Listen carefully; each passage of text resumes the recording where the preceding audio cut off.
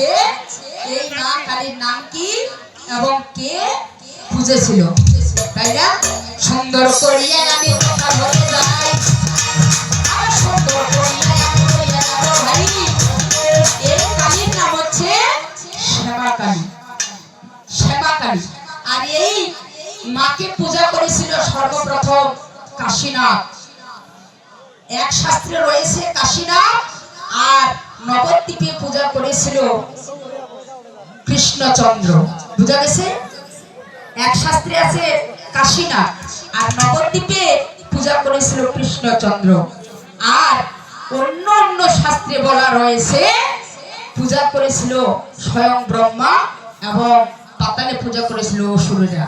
সুন্দর করিয়াই আমি জানাই দিলাম ধর, ওই আমি সুন্দর করিয়া জানাই দিলাম ধর, এর কোথায় তাই আমি বলবো এখন, ওই আমার যে হাই কপি আমি ধরে যাব ভাই, ওই আমার যে হাই কপি আমি ধরে যাব ভাই। তোমার নাম হচ্ছে দেবাদিদেব মহাদেব শিব ভোলানাথ। উনি হচ্ছে দেবাদিদেব মহাদেব শিব ভোলানাথ।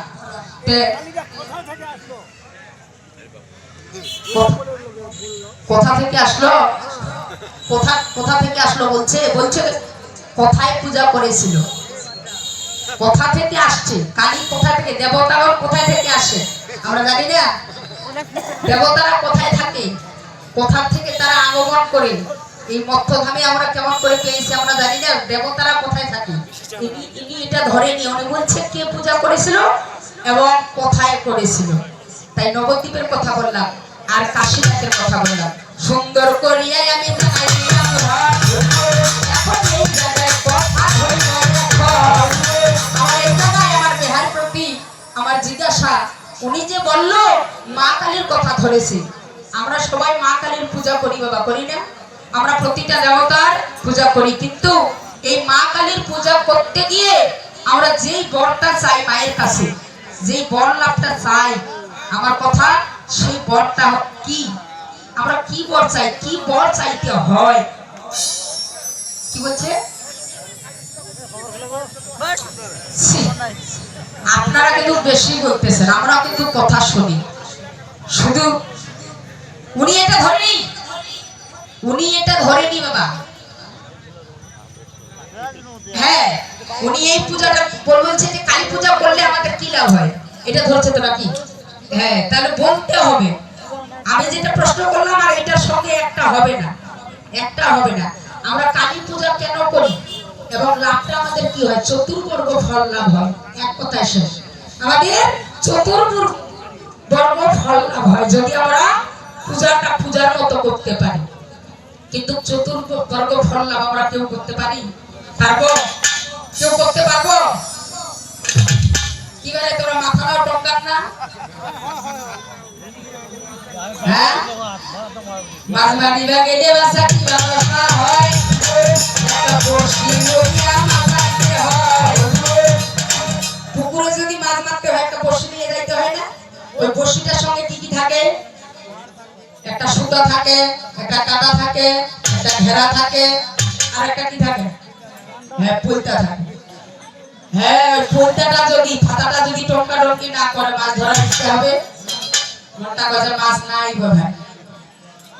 আর যদি খালি একবার টঙ্কায় মনটা করে মাছ ধরবে বোধ, এই ধরবে বোধ, ওরকম মাছ ধরো আর না ধরো মাথা গেন্দা তো টঙ্কাবে কি?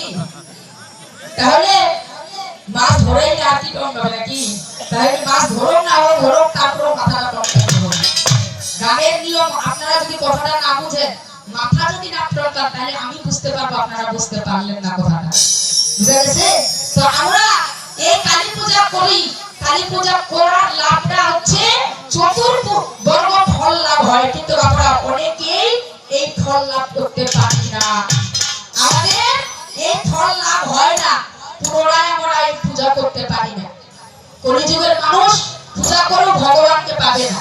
আমরা যে পূজা করি, পূজার ফলটিটা কতবার লিস্ট করি, কতবার হিসাব করি বাবা? 1 টাকা 2 টাকা যদি কম হয়, লাগি গেল কমিটি ঝগড়া।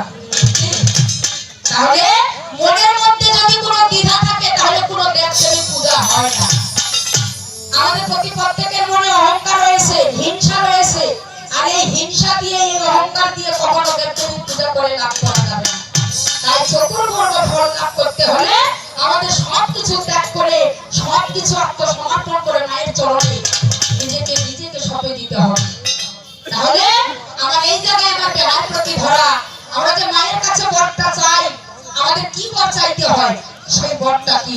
সুন্দর করিয়ে আমার দেহায় জানাই দিলে, ওই আমার সুন্দর করিয়ে আমার দেহায় জানাই দিলে, ওই আমার ছয় একটা দিনে সাথে যাবো তবে, ওই আমার ছেলের সঙ্গে আমাকে বিয়ে হইল ভাই, ওই আমার টাকা করিয়া যাবে তাই। আপনার ছেলের সঙ্গে আমার মেয়ের বিয়ে হলো কিভাবে, কেমন করে? কারোয়া দিয়ে না ঘটক দিয়ে না দেব দেবতা দিয়ে, কি দিয়ে বিয়ে হয়েছে, ঘটনাটা কি সুন্দর করে বিস্তারিত ব্যাখ্যা করে জানাবে। এবারে যত পারি